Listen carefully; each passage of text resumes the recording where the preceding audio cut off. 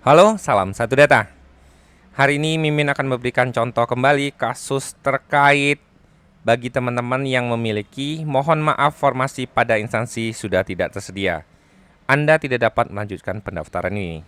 Nah, sebelum kita bahas bagi teman-teman yang menyaksikan channel ini, jangan lupa untuk like, share, dan subscribe channel Salam Satu Data untuk informasi kepegawaian dan kependidikan yang update dan terpercaya.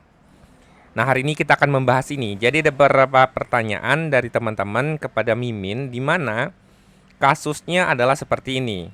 Jadi ada satu guru dengan salah satu prodi ijazahnya adalah pendidikan bahasa Inggris. Ketika ingin melamar di formasi guru bahasa Inggris, yang bersangkutan itu muncul mohon maaf formasi pada instansi sudah tidak tersedia.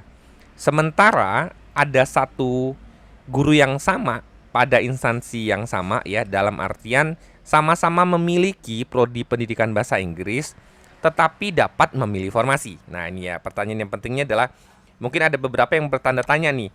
Mengapa saya itu sama-sama bahasa Inggris, posisi sama-sama P3 ngelamar formasi kok nggak bisa kosong, sementara ada yang sama-sama P3 dengan prodi yang sama bahasa Inggris ketika memilih formasi kok muncul jadi bisa mendaftar karena formasinya ada gitu ya. Nah, kasus yang akan kita bahas adalah khusus bagi teman-teman yang kasusnya seperti ini ya. Kalau kasus teman-teman memang mohon maaf sementara karena formasinya memang kosong atau sudah terisi oleh P1 semua, berarti memang teman-teman tidak bisa mendaftar lagi ya, karena memang P3-nya tidak dibuka atau tidak diusulkan karena sudah penuh untuk P1. Nah, yang kita bahas hari ini adalah teman-teman yang merasa kok ada teman-teman yang ijazahnya sama-sama pendidikan bahasa Inggris, contohnya kasus ini ya, bisa melamar kok saya enggak gitu ya. Nah, ini akan coba kita bahas. Nah, Mimin mendapatkan dua contoh file ini ya. Ini Mimin minta datanya sama yang bersangkutan. Nah, ini ternyata untuk salah satu guru ini, kita sebut saja guru B ini bisa mendaftar nih.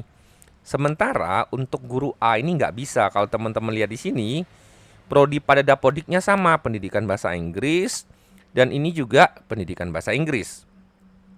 Nah, ini setelah Mimin cross check, ternyata untuk guru A ini ya, untuk guru B ini yang bisa mendaftar ini, yang bersangkutan itu memang eh, ijazah liniernya adalah bahasa Inggris dan yang bersangkutan itu memang mengajarnya bahasa Inggris di dapodiknya ya. Walaupun ada mata pelajaran lain tetapi mengajarnya ada bahasa Inggrisnya, ada bahasa Inggris, seni budaya dan mata pelajaran kearifan lokal. Nah, sementara untuk si A ini yang tidak dapat kuota ini atau mohon maaf ini, yang bersangkutan memang ijazahnya adalah pendidikan bahasa Inggris. Tetapi setelah kita cek di Dapodik, yang bersangkutan itu ngajarnya adalah bahasa Jawa ya. Muatan lokal, bahasa daerah atau bahasa Jawa yang bersangkutan ngajar. Jadi yang di sini guru B ini linier antara ijazahnya dengan mata pelajaran yang ada di Dapodik sehingga yang bersangkutan ini bisa melakukan pemilihan formasi untuk P3 yang terbuka. Sementara guru A ini tidak dapat formasi. Mohon maaf formasi pada instansi sudah tidak tersedia. Kenapa? Ternyata ada pencocokan juga ijazah yang ada di sini dengan mapel yang diajarkan gitu ya. Sementara yang bersangkutan itu ngajarnya muatan lokal bahasa daerah atau bahasa Jawa. Sementara beliau itu adalah pendidikan bahasa Inggris ya. Nah, ini yang menyebabkan teman-teman mungkin merasa kok teman saya bisa melamar dengan ijazah yang sama sementara saya enggak. Jadi teman-teman harus memastikan apakah mapel yang teman-teman ajar saat ini linier dengan ijazahnya atau enggak ya. Itu adalah penyebabnya sehingga teman-teman merasa kok dicurangi gitu ya, kok saya nggak bisa. Nah, ini kenapa? Jadi kalau teman-teman lihat di situs P3K gurunya ya. Nah, kita download mekanismenya ini terkait yang namanya paparan ini.